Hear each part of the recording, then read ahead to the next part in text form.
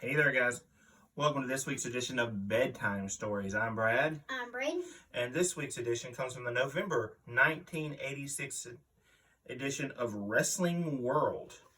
On the cover is Nikita Koloff. The interview is Wrestling World Interview Ox Baker Bears All by Mighty Mike Kimmel, who would have been the interviewer. In this episode, I'll be doing the voice of the late Ox Baker, while Braden does the interviewer. In a musty locker room at a large metropolitan New York high school, Ox Baker, the legendary pro wrestling veteran, granted Wrestling World magazine a lengthy and candid interview. Baker is one of the most brutal competitors in the history of the ring and has earned an international reputation of terror as the master of the devastating heart punch. The many serious injuries which have resulted from his extremely dangerous finishing maneuver, combined with Baker's tremendous size, great physical power, unbound savagery, and fearsome countenance, have given his extraordinary competitor one of the ugliest reputations in all of professional sports. Baker has recently embroiled himself in a bitter rivalry with top-ranked Ivan Putski and spoke with Wrestling World moments after a grueling but ultimately inconclusive battle with the extremely powerful Polish strongman and bodybuilder. How tall are you and how much do you weigh? I'm 6'3", 318 pounds, national champion of Iowa in 1962 as a freshman in college. 3 times Iowa heavyweight champion when I weighed 365 pounds. I was 6'6" then, but over the years, the punishment on my knees and back has built itself up. I have a little arthritis now. I've only got 4 or 5 good years left, but in those years, I'm going to get Putski. I'm glad you mentioned him. You and Putski nearly killed one another just a few minutes ago in one of the wildest bouts I've ever seen. Both of you were counted out for fighting outside the ring, and nothing has really been settled between you. When will this feud finally be put to rest? You know, it's hard for me to say this, but I think I've got to get in better shape. This Putski is a tough hombre, but he tried to embarrass me. I can't say too much about that match right now, but I'm going to go back to the gym. I haven't been doing my 20-pound weights, one in each hand, doing reps with 500 to really be in great shape like I ought to be. But I'm going to get Putski again, and believe me, I'm going to be in great shape. Can you tell our readers a little bit about your background? It's 20 years that I've been in the wrestling business. It took me 2 years just to set up rings and referee before promoters would give me a chance. To wrestle? Yeah, and it was tough. Do you happen to know that in the first 2 years I wrestled, they knocked out 19 of my teeth? It was tough. Can you name some of the top men you've defeated with your famous heart punch finisher? Fritz von Erich went down from the heart punch. Jimmy Snuka went down from the heart punch. Vern Gagne lost his title 3 days after wrestling Ox Baker because I beat him up so bad. Holly Race lost his title a week after Ox Baker pounded his heart 3 or 4 times in Houston. In this business, they call me the legendary warrior. I've wrestled for 20 years, and if you name all the big names in wrestling, you'll have a big long list of all the men I've beaten up and all the sissy boys that have run in terror from Ox Baker because they didn't want to fight me. I followed your career ever since you completed with the old IWA promotion, which was very big on the East Coast. Why is that a man with your experience and obvious ability isn't competing with any of the major wrestling promotions around the country any longer? You know, for 20 years I've been beating my big body up and down this road. But these promoters are still trying to stop me from getting in the ring with the little boys. The precious little stars. I called the AWA in Minneapolis and they said, Ox, you're not a gentleman. We have gentlemen in our territory. We don't want a man that likes to knock people down and kick them in the face. I called up World Class in Texas and they said, Ox, look, Von Erichs are king down here. And over the years you've beaten up every one of them at one time or another. We don't want you to come down here and beat up all the Von Erichs. They're a bunch of goody-goody boys. We don't want your type here. I called up Florida and they said, hey, look, Ox Baker, you beat up Mike Graham and looked for Eddie Graham. You even drove Eddie Graham to shoot himself in the head because he didn't want to face you. Have you had any contact with the WWF? Yes, they said, Ox, You can't come to WWF. We know that in Florida when you were in World Heavyweight Tag Team Champion with the great superstar Billy Graham, that Hulk Hogan challenged you there. We know that the referee had to stop you. They had to pull you off Hulk Hogan. No, Hulk Hogan don't want you in the WWF. And Vern Gagne don't want me in the AWA. The great Fritz Von Erichs don't want me in Texas. Even Jim Crockett, who's supposed to have the toughest wrestlers in the world, said, Ox, I don't like your type. You slobber and you spit at the people. You say you want to hurt people, Ox. We don't need your type in territory. So here I am, an outcast in wrestling. But there are wrestling groups, these rebel groups that they call the renegade groups, that do want Ox Baker. They know that I make the crowd yell and scream. When I yell my motto, that's been with me all these years. I love to hurt people. People still cringe. Old women still scream. Babies still grab their mothers in terror. I've noticed that even the wrestling magazines are a little hesitant about approaching you. Can you explain that? Magazines like yours used to have the meanest men in the wrestling contest after I won it 3 straight years, 76, 77, and 78. They took that title out of the wrestling books because they knew that I could win that title every year. And that's why none of these wrestling territories want me. Too mean. What do you plan to do about that? I'm going to keep beating people up if they get in my way. Most of these guys don't even belong in wrestling. They buy a $2 pair of shoes and a $6 pair of trunks, and they think they can call themselves professional wrestlers. Well, I'm going to show up and I'm going to knock them down.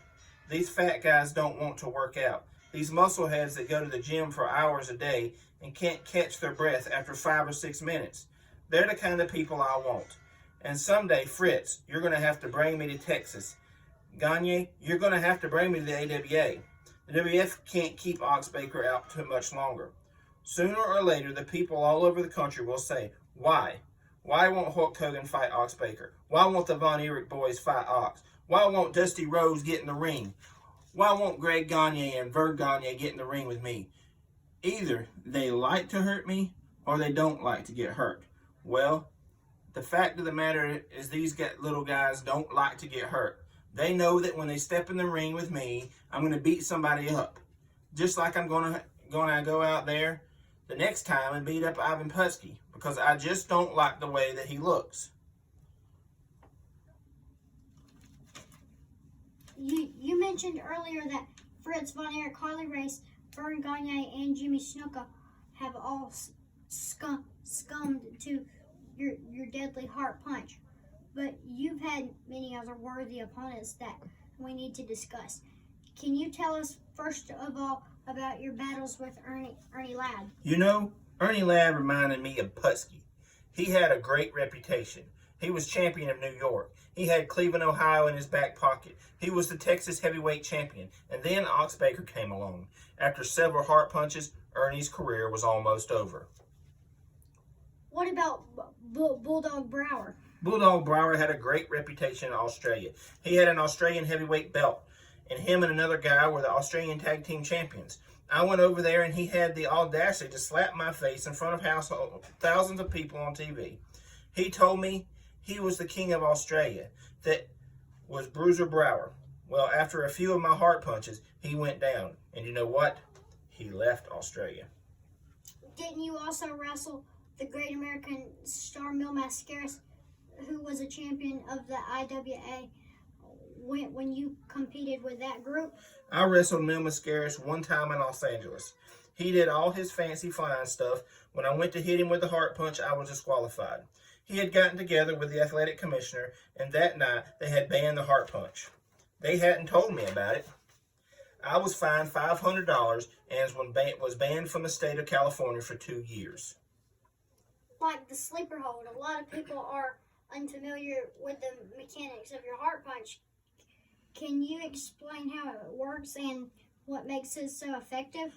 The heart is a big muscle. When you get in the ring, you put out a lot of energy, and you get tired after 35 minutes in there. I've lost as much as 8 pounds in a match. As a match wears on, you make the heart work harder and harder. A lot of times when one of these guys ain't in shape, and I see that his old belly is bouncing, and that he's trying to catch his breath, I remember the old age. Fatigue makes a coward out of all of us. Well, at that time, I drive that heart punch in there, and most of the time, they go down, and they don't get up.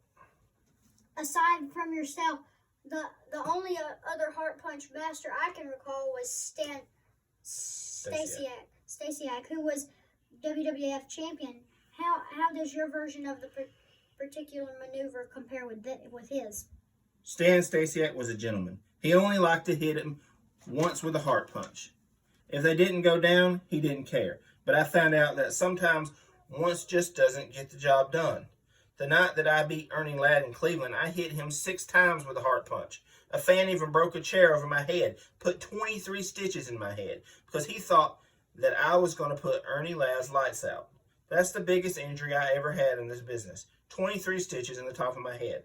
I've got this big knot up there that I carry around now, and every time I rub it, I think of Cleveland, Ohio, Ernie Ladd, and these sneaky, rotten fans that hit you when they think they can get away with it.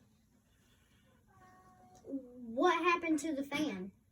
The fan escaped in the audience. The police didn't even try to catch him. In fact, they fined me $100 for calling some old woman a bad word that night. Who would you call the toughest opponent of your career? The toughest man I ever wrestled that was in really good condition, and my heart punch never worked on him, believe it or not, was the Mongolian Stomper in Canada.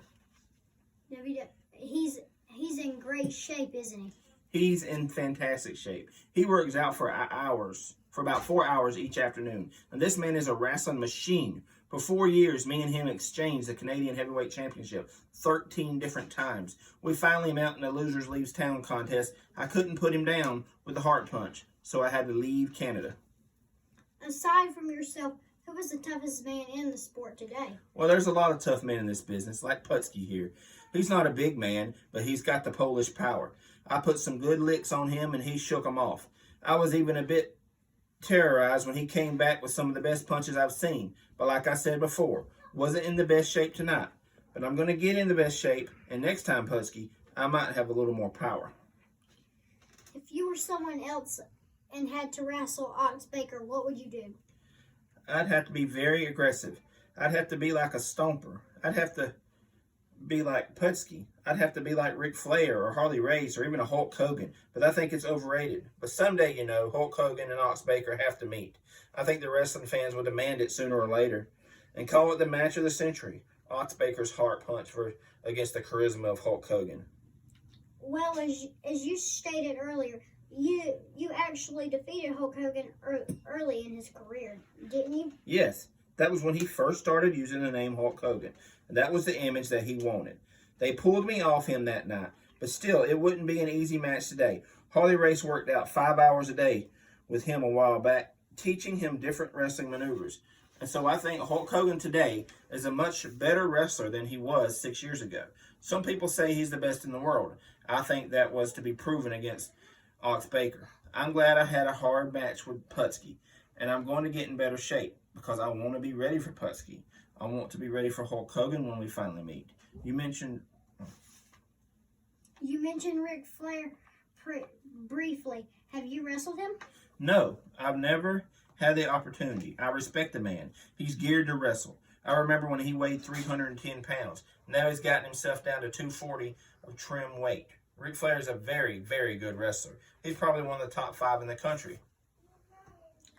Who else would you rank among the top 5? Well, the Mongolian Stomper is number 1 with me. Hulk Hogan could be number 2. Ox Baker may shift around between 3, maybe a number 4. I don't know. There's a lot of them out there that are tough. And I think I left out a name that I should mention at this time. Haven't brought him up, but he's a tough individual also. I'm talking about Harley Race. But Harley Race is getting close to 50 years old. At one time, he was the greatest wrestler I've ever seen. He'd be my pick for the most outstanding wrestler of all time.